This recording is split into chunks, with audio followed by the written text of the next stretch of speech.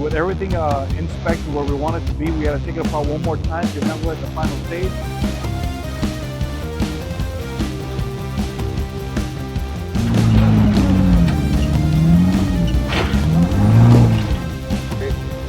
It is a dial with an SUV going downhill. That is your downhill assist.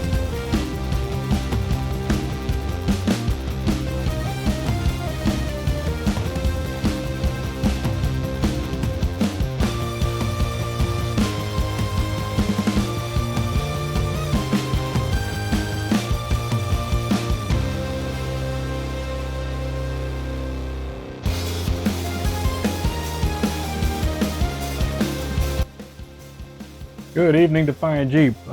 Thanks for visiting us on another episode. Today we're actually going to do a small repair, hopefully a simple repair, which I know it will be. But this is something out of the ordinary. It's not a factory Jeep part. It's an aftermarket accessory. And what I'm talking about is my dual battery kit from Genesis Offroad.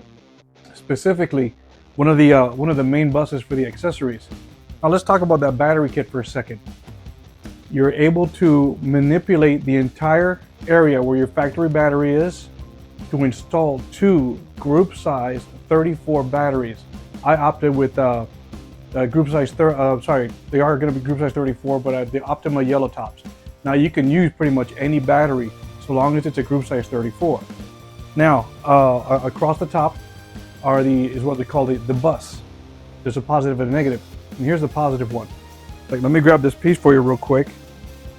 All right, so what it is you're looking at this, and it looks pretty much normal, the stud, but here's the other piece to snap right off. So what this nut is, it started to bind, it twisted right up in that area and snapped it off. It's literally about half of that stud.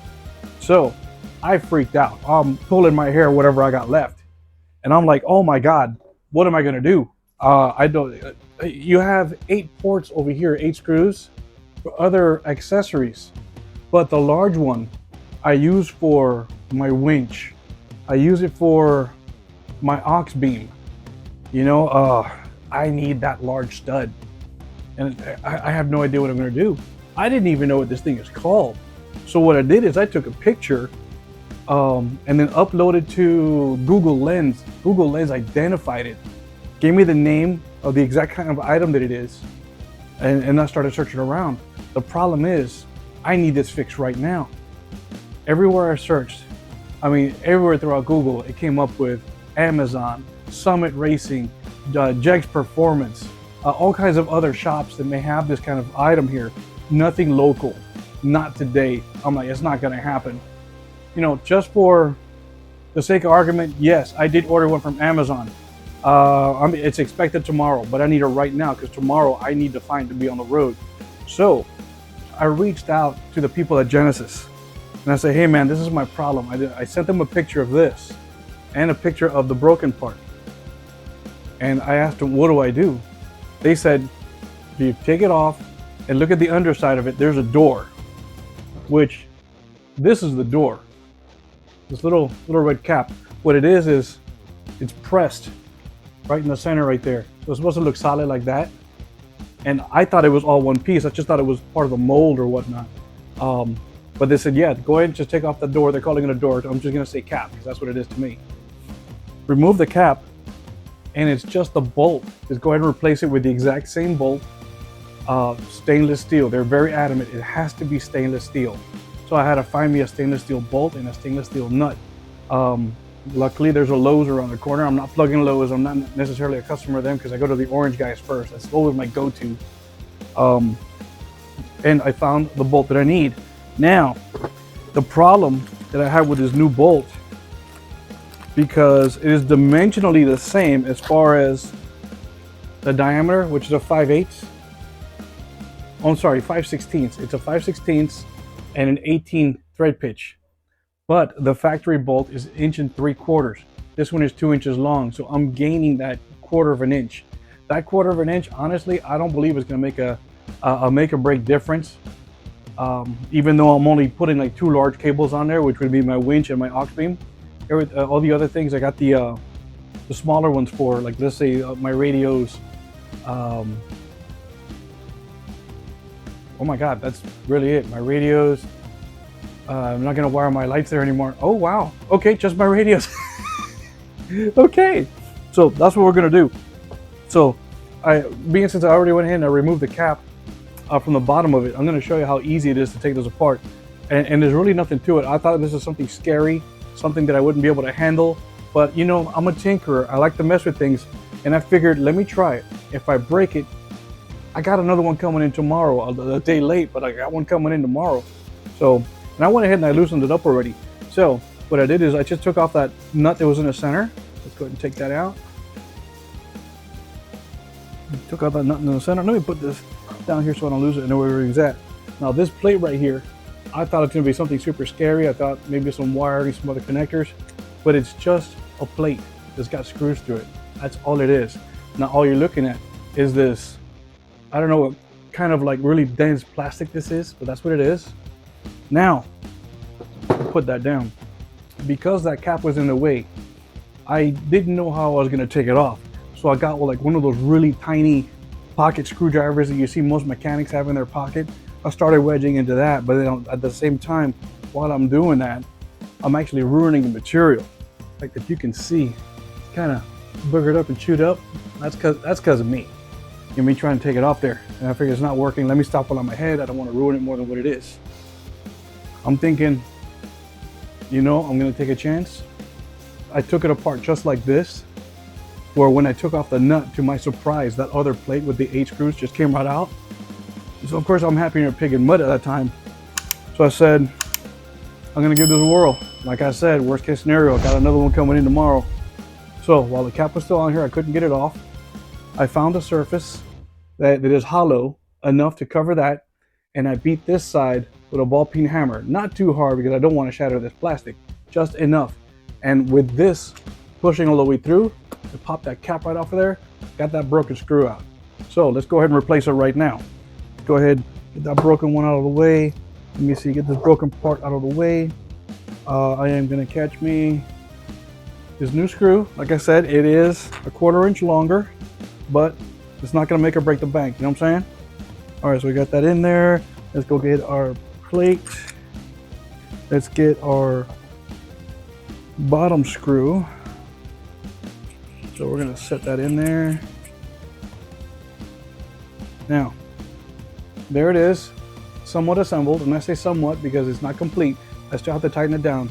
Now, all these wonderful little screws, it just slide it on there, but some of it, like me, I'm a little OCD. I like lines and holes and everything to line up, so I'm just gonna give it some kind of uniform look there.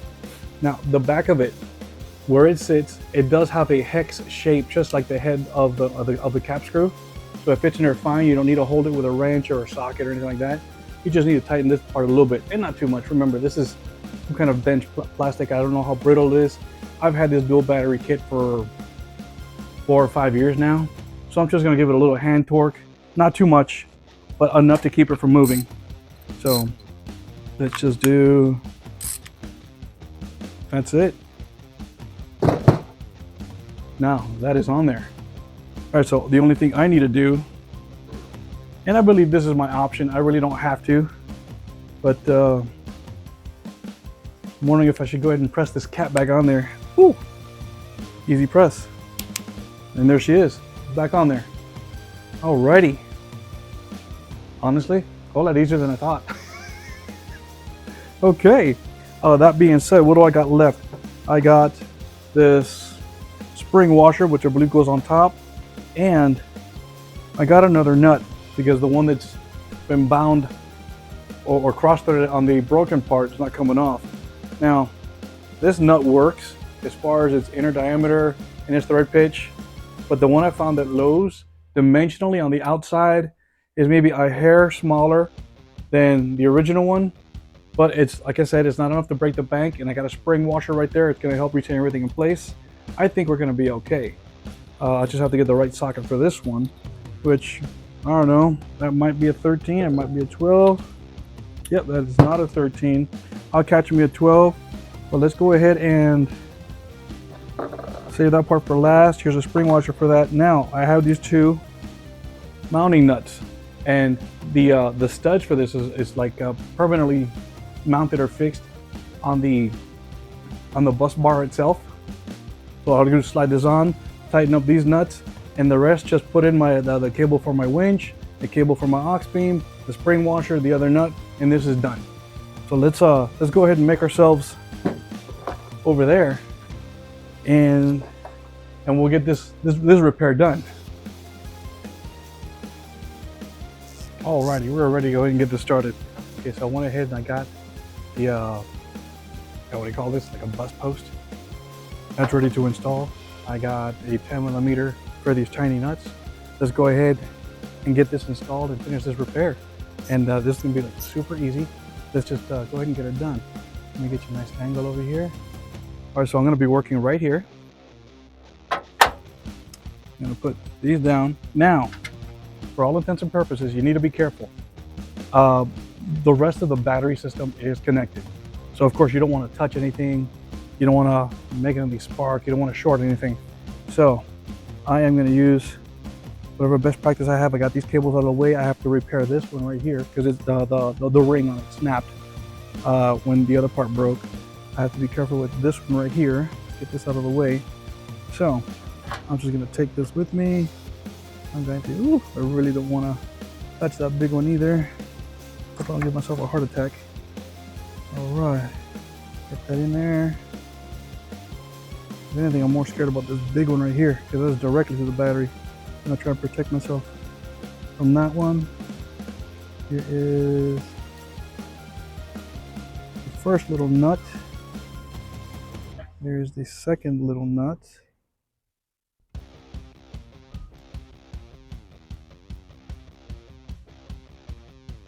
Now, the studs are like super thin. I'm gonna pretend they're probably like a 6mm, something really thin.